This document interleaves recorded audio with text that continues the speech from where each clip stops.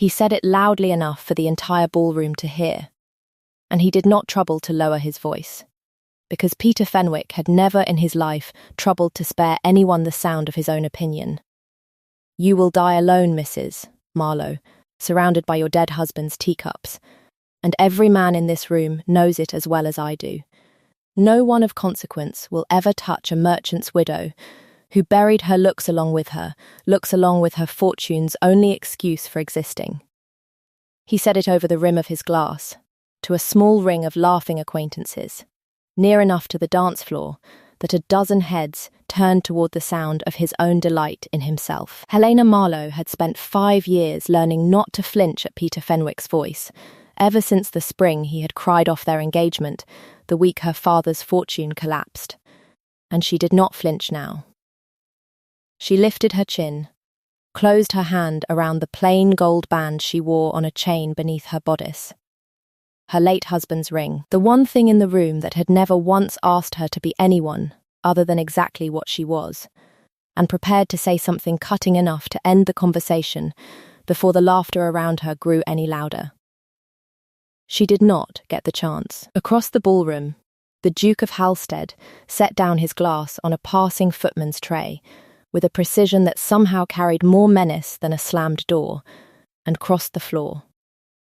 He had watched her for 3 weeks from exactly this kind of careful distance, at the theatre, at Lady Ashworth's musicale, twice now at cards, telling himself each time that a duke with a decade's reputation for coldness had no business noticing the particular, unguarded sound of a widow's real laugh amid a room full of practiced ones. He had told himself a great many sensible things. None of them survived the sight of Peter Fenwick baiting a woman for sport in front of half the ton. The music did not stop. The dancers did. That was somehow worse, the orchestra playing on, oblivious, while the Duke of Halstead walked the length of a ballroom in dead silence and stopped directly in front of Helena Marlowe, as though Fenwick and his little circle of admirers had ceased to exist. "Mrs. Marlowe." He bowed, correctly, formally, as though he had not just crossed 100 feet of polished floor at something close to a soldier's march. "I believe this is our dance. Your Grace, I don't believe we have been introduced." "No," he agreed, and there was something in his voice, low, deliberate, entirely without apology, that made 3 separate conversations around them die on the spot. "We have not. I find I no longer care to wait for the formality. Lady Halstead's mother would tell you I have never once in my life been accused of excessive patience, and I find tonight I have none left at all." He held out his hand and did not look at Fenwick, though every line of him made it clear he had heard every word. "Will you dance with me, madam, or shall I stand here a great deal longer, glaring at a man who has just informed an entire ballroom that no gentleman of standing would want you? I find I would very much enjoy proving him a liar." The laughter around Fenwick had gone out like a snuffed candle. Helena looked up into a pair of amber eyes that held none of the pity she had braced herself for, and all of the fury she had not let herself hope for, and put her hand in his. By the time the second dance ended, half the room had heard that the Duke of Halstead had asked Mrs. Marlowe's father's man of business to call on him in the morning. By the time the third dance began, the other half had heard it was an engagement. Peter Fenwick stood very still near the refreshment table, with his glass gone warm and untouched in his hand, watching the woman he had once cast off dance a second time in the arms of the coldest, most eligible man in England, and understood, with a fury that would curdle into something far more dangerous before the season ended, that he had just handed her the very thing he had spent 5 years telling himself she would never have. His own circumstances, though few in that ballroom knew it, had grown considerably less comfortable since the spring he had broken with Helena Sinclair for the crime of her father's ruin. 2 poor investments and a run of bad luck at cards had left him with debts he mentioned to no one, and a reputation for charm that grew, each season, harder to maintain on credit alone. He had told himself, watching Helena's fortune vanish 5 years ago, that he had made the only sensible choice available to a man of his position. He had not expected to spend the years since watching her thrive, while his own position quietly, steadily crumbled, and he found, standing amid the wreckage of his own public cruelty, that the sight of her happiness felt very much like a debt collector arriving at his door a second time. By morning, the story had travelled the length of Mayfair twice over, gathering embellishment as it went, until half of London was certain the Duke of Halstead had proposed marriage on the ballroom floor itself, and the other half insisted he had struck Fenwick across the face for his trouble. Neither account was strictly true, though Helena found she preferred the second. "You are the subject of every breakfast table in London this morning," said her aunt, Mrs. Prosser, arriving before Helena had finished her chocolate, with the particular breathless satisfaction of a woman who has waited 5 years to say something vindicating. "I always said that man would answer for what he did to you, Helena, though I confess I did not picture a duke as the instrument of Providence." "Nothing has been settled, aunt. He asked me to dance." "That is the whole of it. He asked his solicitor to call on your father's man of business within the hour, my dear. Gentlemen do not do that over a single quadrille." Mrs. Prosser fixed her with a look that had, over the course of Helena's whole life, proven remarkably difficult to argue with. "I should like to know what you intend to do about it, if it is offered in earnest." Helena did not answer, because she did not yet know, and because some part of her, the part that had spent 5 years learning to expect very little from any man's sudden interest, was already bracing for the moment it would prove to be nothing more than a duke's momentary temper, spent and forgotten by the following week.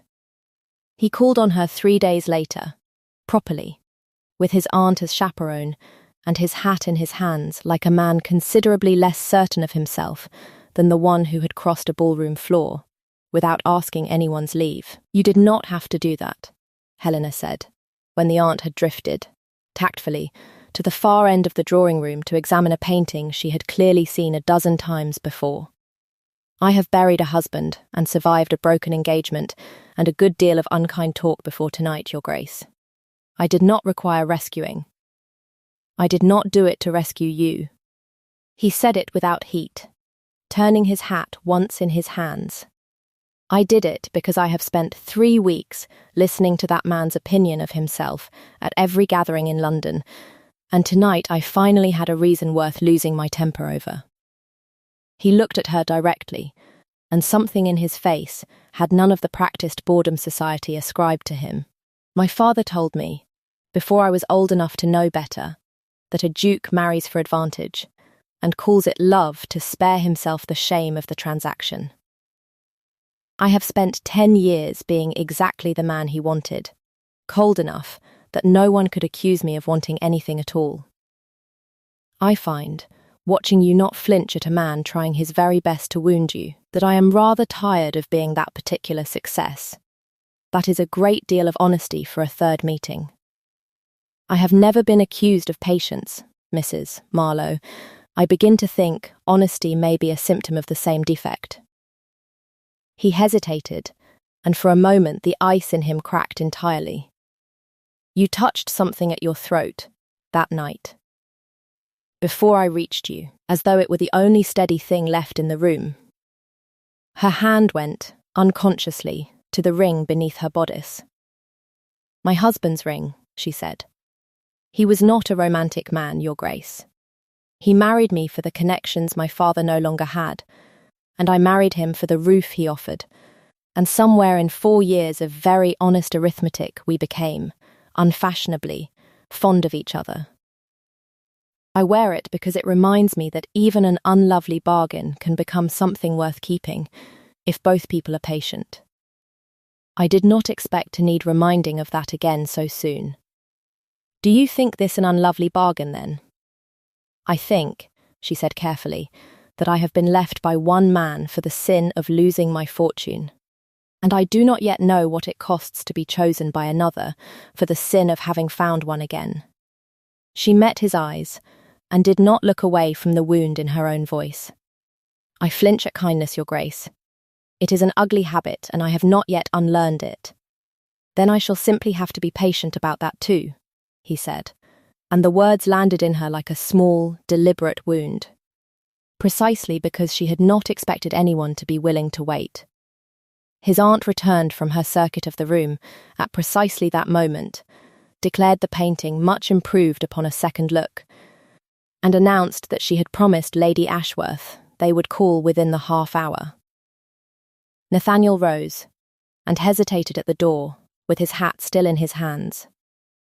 "May I call again Thursday, properly, with considerably less of my father's philosophy attached to the visit?"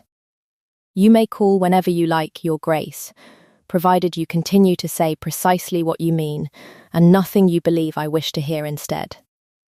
"That," he said, "is the easiest condition anyone has ever set me," and left her standing in her own drawing room with her hand still pressed, unconsciously, to the ring beneath her bodice, wondering how a man reputed to have no warmth in him at all had managed, in the space of one conversation, to leave her considerably warmer than she had any intention of admitting. Her aunt, returning to the drawing room the moment his carriage had pulled away, found her still standing exactly where he had left her.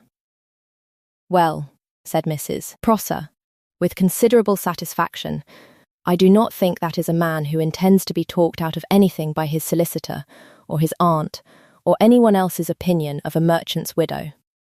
You had better decide, my dear, whether you intend to let him succeed." He called again Thursday, and the Thursday after that, and by the 3rd week of May, it had become widely understood in every drawing-room that mattered that the Duke of Halstead, having declared his intentions before half the ton, meant to see them through in the old-fashioned way, calls, chaperones, and a courtship conducted, however unusually it had begun, entirely within the rules society expected of it. It was during the 3rd of these visits, walking the length of her small garden while his aunt dozed with admirable discretion over her needlework at the window, that he asked her, plainly, what had become of Peter Fenwick in the years between his leaving her and his return to torment her at a ball. "He went to town, made himself agreeable to men with more money than sense, and I did my best not to think of him at all," Helena said. "I married Charles within the year, and told myself I had married for sense rather than sentiment, and discovered, rather to my own surprise, that sense and sentiment are not always so opposed as young women are taught to believe. And now? Now I find myself walking a garden with a duke who set down his glass and crossed an entire ballroom rather than let a bitter man have the last word, and I no longer know which of my previous certainties to trust." She glanced at him sideways. "You are not at all what the drawing-rooms say of you, Your Grace. The drawing-rooms say I am cold because I have spent 10 years making very certain of it," he said. "I begin to suspect I have simply been waiting for a reason not to be."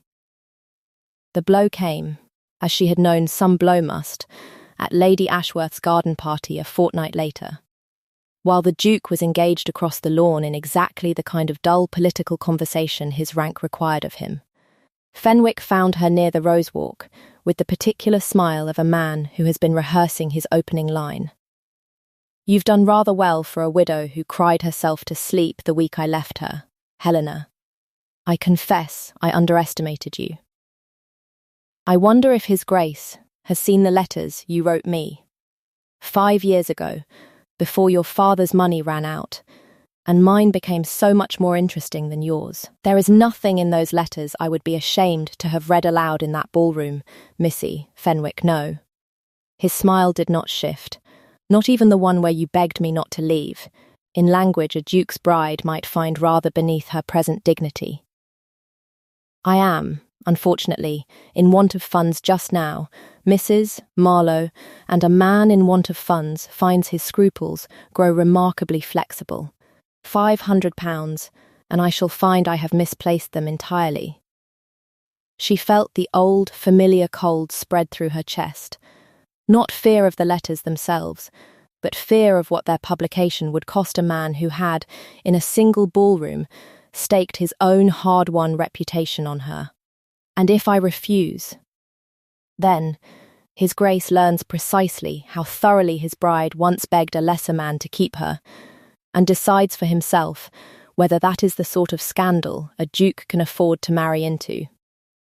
He bowed, with the same false courtesy he had shown her 5 years before. Think on it, Helena. You have a fortnight. She stood alone among the roses for a long moment afterward, one hand at her throat, and understood, with a clarity that steadied rather than frightened her, that she had spent a fortnight waiting to be rescued from a danger that was, in fact, entirely hers to end. Nathaniel found her there some minutes later, still pale, and asked at once what had happened. She told him, in that moment, only half of it, that Fenwick had spoken to her unkindly again, that she had put him firmly in his place, that it was nothing worth troubling a duke's afternoon over, and hated, even as she said it, the particular ease with which the lie came to her. 5 years of practice at managing men's tempers alone, reasserting itself before she had even decided to let it. "You've gone the colour of the tablecloth," he said, watching her far too closely for the comfort of a woman holding something back. "Whatever he said to you, Helena, I am not so easily managed as you seem determined to believe. I am not managing you, Your Grace. I am simply not yet ready to hand you every burden I carry within a month of our acquaintance. That," he said, "sounds a very great deal like managing me." But he let it pass. That afternoon. Because the alternative was pressing a point she was not yet willing to yield. And some instinct in him, newer than his temper, and considerably wiser, told him that trust, with this particular woman, would have to be earned rather than demanded. She did not tell the Duke.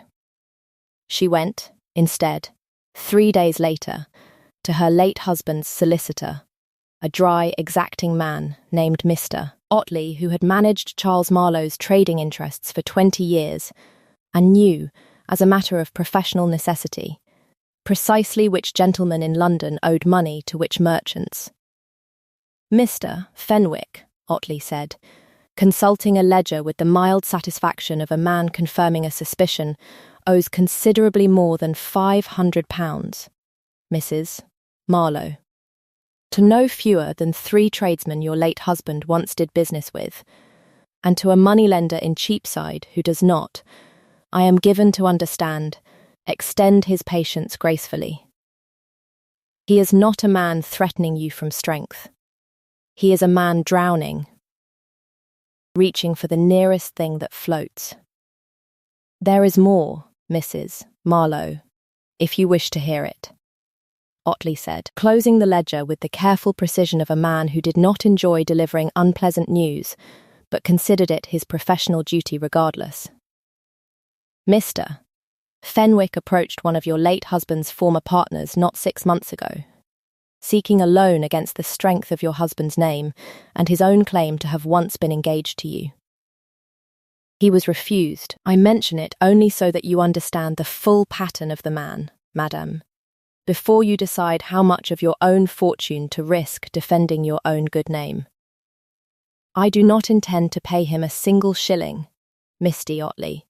I have spent 5 years believing myself fortunate that a man of Mr. Fenwick's temperament chose to leave me before he could do worse. I find, sitting here with your ledger before me, that fortune had very little to do with it, only the accident of his own greed finding a more urgent target elsewhere. I do not intend to let him make an accident of my future a second time." "No," the solicitor agreed, with the faintest suggestion of approval. "I did not imagine you would. Your husband was not a man who paid debts he did not owe, and I confess I have always thought you cut from similar cloth." Helena sat very still with the ledger open before her, and felt the shape of the last fortnight rearrange itself entirely. "I believed I had been handed a rescue at a ball," she thought, "and spent 2 weeks waiting to be saved a second time. I see now that I was only ever handed a beginning, and the rest of this was always going to be mine to finish. She told the Duke everything that same evening, in his library, past the hour propriety allowed, because she had decided, watching him rise the moment she was announced, his whole careful composure forgetting itself at the sight of her face, that whatever this was becoming between them, it would not survive being built on a secret. "He means to sell my old letters to whichever scandal sheet will have them," she said, "unless I pay him, and I came within an inch of paying him, Your Grace, to spare you a scandal you have not yet even agreed to marry into." "Nathaniel," he said, "if you are about to hand me a confession, you may at least use my name while you do it." Nathaniel. It undid something in her, saying it, the way she suspected it, was meant to. "I found his debts myself. I did not come to you for a rescue. I came because I would rather you heard the truth from me than from a printed page, and because I find, to my own considerable surprise, that I no longer wish to face Peter Fenwick alone." He crossed the room and took her face in both hands with a gentleness that made a mockery of every cold word society had ever used about him. "You have spent 5 years believing that the moment a man discovers the whole truth of you, he leaves," he said. "Lo, I am asking you to notice that I am still here." His mouth found hers before either of them decided it should. And the kiss was not gentle so much as inevitable. 5 years and 1 ballroom's worth of held breath finally, entirely spent, until his aunt's discreet cough from the doorway ended it a full minute before either of them was ready to let it. The following week, at a rout given by his own aunt, the Duke of Halstead announced their engagement formally, publicly, before his own family had finished expressing their doubts about the wisdom of it. "My solicitor advises me a merchant's widow brings no advantage a duke requires," he said to the assembled room, his hand steady over Helena's. "And my aunt has spent a fortnight informing me of every reason this match is imprudent. I find I no longer care what is prudent. I am marrying Mrs. Helena Marlowe because she did not flinch when a cruel man tried to make sport of her, and because I have not, in 10 years, met anyone I would rather disappoint my father's memory for." He looked at Helena, and there was nothing careful left in his face at all. "That is the whole of my reasoning, and I find it entirely sufficient." It was, Helena thought, watching his family's faces shift from alarm to something almost like respect. The single most irreversible thing either of them had done, and she had chosen, in that same room, to let him do it without once reaching to soften the blow for his own family's comfort. She was done being the woman who apologized for surviving. The letters appeared in a scandal sheet 4 days later regardless. Fenwick, it transpired, had sold copies before ever giving her the fortnight he'd promised. Too desperate for his creditor's patience to wait on hers. Nathaniel found the paper on his own breakfast table and read 3 lines of a 5-year-old girl's desperate, humiliating plea to a man who had since proven himself entirely unworthy of it, and felt the old wound his father had carved into him. People leave, people use you, love is a transaction, dressed in prettier words, open exactly where it had always been weakest. The columnist had been careful to print only the lines that served the story best, stripping the context that might have shown a frightened girl of 22 rather than a woman with a talent for managing men, and the effect, to a man already half-braced for betrayal, was devastating. He did not send for her that day. He told himself he needed time to think, and did not examine too closely what thinking, in his experience, had always previously meant: the slow, careful work of deciding not to want something before it could be taken from him. His aunt found him that evening in his library, the paper still open on the desk before him, and regarded him with the particular exasperation of a woman who had watched him build the same wall twice in one lifetime. "You mean to sit here brooding, I collect, rather than ask her a single honest question. I do not know what question to ask that would not sound like an accusation, aunt. Then ask it badly, Nathaniel, and let her answer it badly in return, and between the two of you muddle toward the truth the way ordinary people do." You have spent 10 years being too proud to risk asking anyone anything plainly. I had rather hoped marriage might cure you of it before the wedding, not after. He did not send for her that evening either, and told himself, unconvincingly, that he was still deciding what to ask. Helena, receiving no word from him for 2 full days, understood precisely what his silence was built from, and understood, too, that she was the only person now who could dismantle it. She found Peter Fenwick at his own lodgings, without a chaperone, without an appointment, and without the slightest intention of apologizing for either. "You will write a full retraction to that scandal sheet," she said, before he had finished rising from his chair, confirming that the letters were sold under duress of your own debts and that their contents were selectively presented to imply a falsehood. "You will do it, because Mr.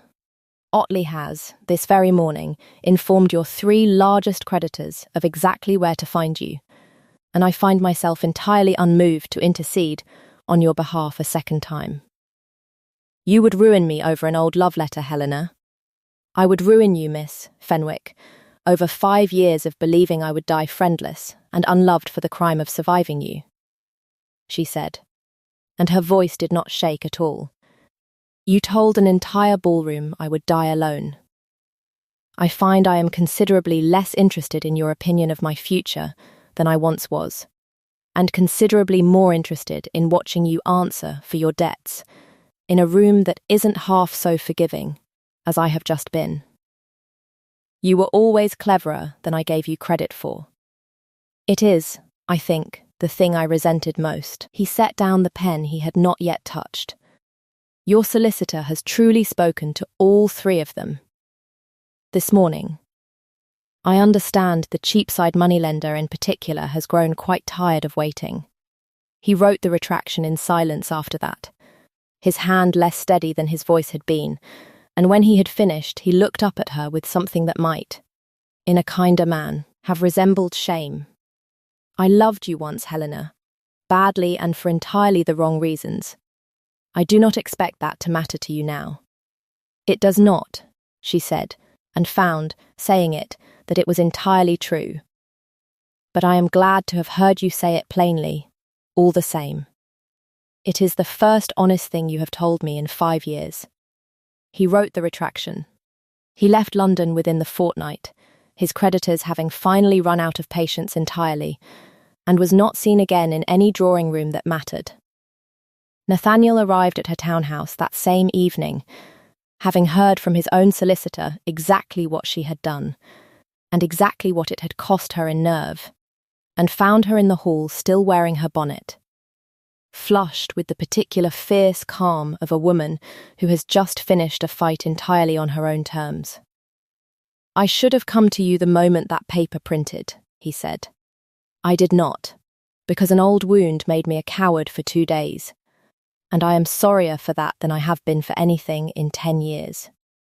You may make it up to me," she said, "by never again mistaking my silence for surrender, and by trusting that when I tell you something is mine to finish, I mean it entirely."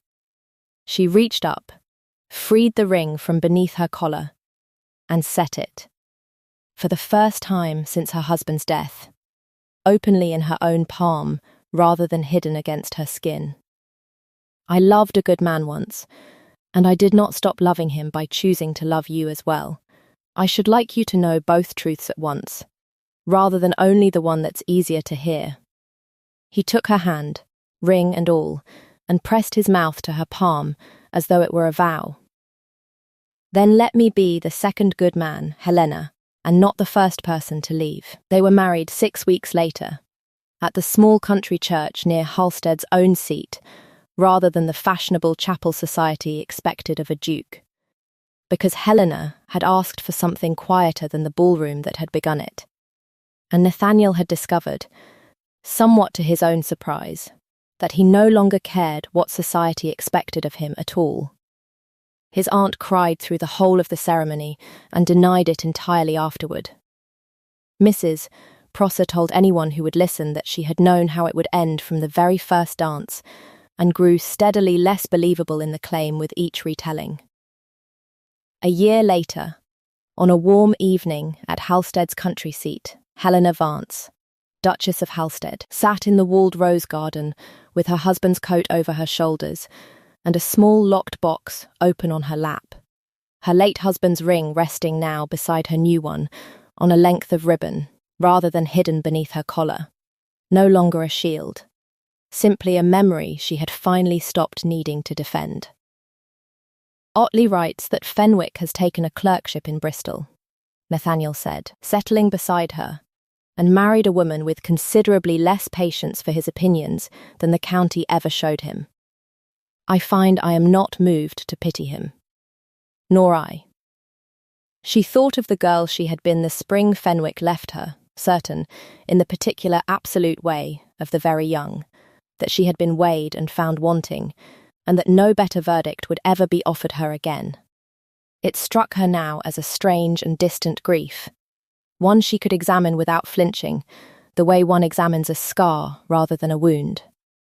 I used to believe he had told the truth that night, underneath all the cruelty of it, that I would end alone, and that the ending was simply a matter of when, not whether. It is a very particular kind of freedom, Nathaniel. Discovering a fear you have carried half your life was never true at all. I might have told you so myself, that first night, had I thought you'd believe a stranger who'd just crossed a ballroom uninvited. I should not have believed you. I scarcely believed my own aunt, and she has known me considerably longer than one dance. She turned the ribbon over in her fingers, the two rings catching the last of the light together. I am glad now that it took the whole of a year to prove it properly. Some things are worth being shown slowly, even when a man is impatient by nature. She closed the box, tucked it away, and leaned into her husband's shoulder as the last light went gold across the roses he had begun, that spring, to tend himself on Sunday mornings, for no reason he could entirely explain, except that he had watched her do the same for her own small garden, and found he liked the quiet of it. A year ago tonight, a cruel man told an entire ballroom I would die alone. I find I should like to send him a very small, very polite note, informing him precisely how the wager turned out. I shall have Otley draft it, Nathaniel said, and kissed his wife's temple in the fading light, in language considerably more devastating than anything a scandal sheet ever printed. And this time, my love, I intend to watch you deliver every word of it yourself.